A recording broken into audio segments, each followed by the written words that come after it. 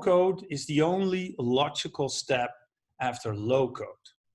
And you being the godfather of low-code, we'd love to hear your thoughts on that. Yes, I think that's right. It's not the reality today. For sometimes no code, sometimes people are able to deliver applications without any code whatsoever. And when that happens, it's a beautiful thing.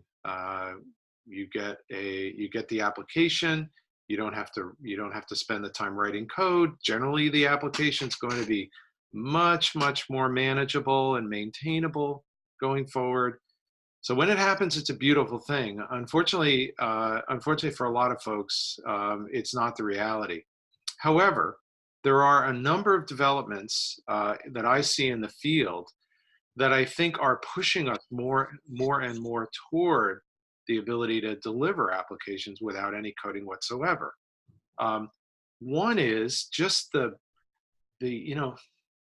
expertise and the development of very powerful tools, very powerful declarative tools to define applications continues. We started tracking low code 6 years ago. We named it 5 years ago. And there's been just a lot of great work, but we're not done yet. So there are, all the vendors are working very hard to raise the power of their declarative tooling so that less and less code, hopefully no code, is required to deliver apps.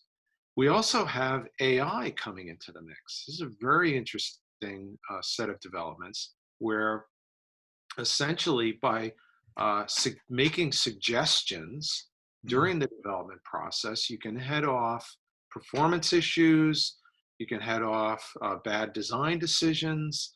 And so the way I think about it is you're either making it more likely that the application, when it's built, will run effectively, or even for expert developers, you're helping them with issues like scale and high availability and high security by applying AI and what we can learn from application patterns to the development process. And then the last, just the last bit I see is the use of components. Templates, I think, are very important, but more application components. And so rather than build, say, a case in a case management application, there is a case component that the developer can just configure. And again, that reduces the amount of code, actually the amount of effort that's required to deliver that application. So I do see through these 3 steps, we are pushing the envelope here and getting closer and closer to no code being a reality the majority of the time. Well, thank you for highlighting those 3 points, John. What I think is that it's a matter of what the different types of developers can build within your environment. Yeah.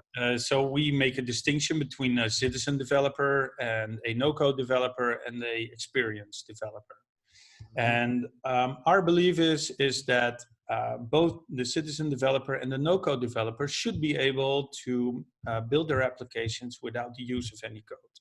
Mm-hmm. If there's anything else that they'd like to achieve, like very complex integrations or data models that are only being maintained by IT, that should be only accessible by experienced developer, who then are basically helping both the no-code and the citizen developer out in the stuff that they cannot control from within their sanctioned and governed IT environment that is being provided to them by IT.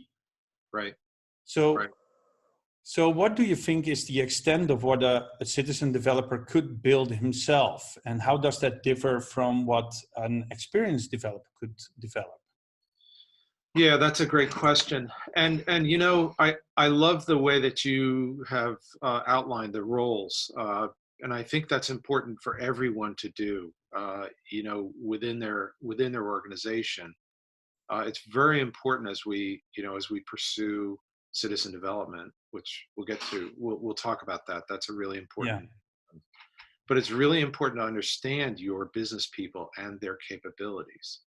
It's also important to understand how their jobs are set up, and what they're rewarded for doing. Um, uh, no code, I think, has a very close association with the citizen development phenomenon. The assumption being that citizen developers are not programmers. They don't have that level of skill, and they don't have Or those, commitment. Or well, or commitment. commitment, or that level of talent.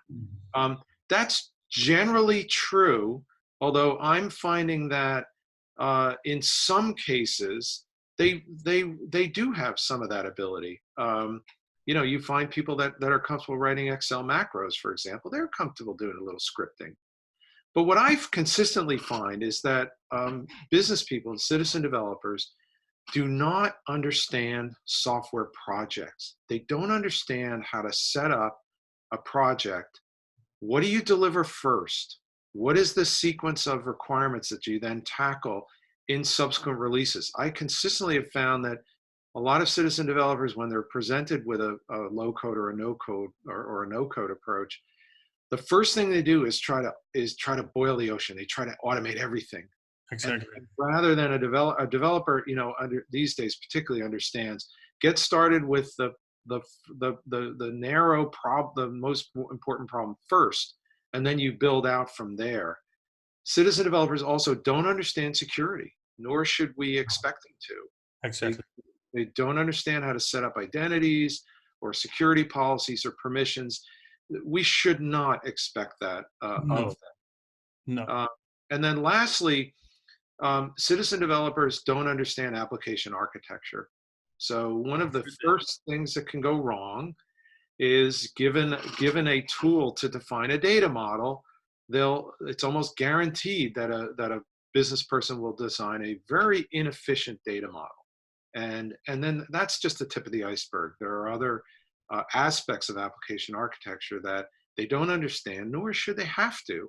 No. So I've been advocating for some time for a partnership, um, between citizen developers and pro developers, or people in the technical community. Um, the people in the technical community can handle the things they understand, and basically take those off the table for the citizen devs. Allow them to focus on their data, their process, their communication interactions with customers, the things they know really, really well. Yeah, they And understand the business. for. They understand the business. Absolutely. Yes, they understand what they need or what their customer wants. Yeah. So we think that they could spark they could be the spark of the innovation. So they have this need. It's not addressed by IT because long backlogs, shortage of developers, basically no time to fix their immediate problem. Yeah. And we think that by allowing them into the software development process, they can get to learn how to cope with that, how to deal with that, and how to start an application that maybe not working ideally as an experienced developer would do, but they can kickstart that spark of innovation and start developing an app themselves, which in the end, when it's proven itself useful, it should be handed over to a more experienced developer to solve all these topics that you addressed earlier, security, infrastructure, etc. I completely agree. You're spot on. I would just add one thing to what you said, which is that, people are doing this today. If they're not being served, there's just such a huge need for new software. And if the business people are back on the long tail and they're not being served, and they never have been, well, their default is to go to Excel or to go to Access or something like that.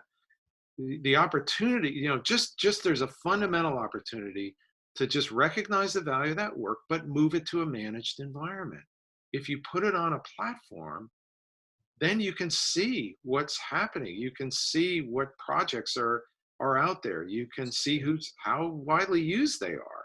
Exactly. You can even, the low code platforms provide a lot more functionality than you get with just Excel. There's a lot of UI tooling. There's all kinds of other tools that you can use to really advance the work that these people do anyway.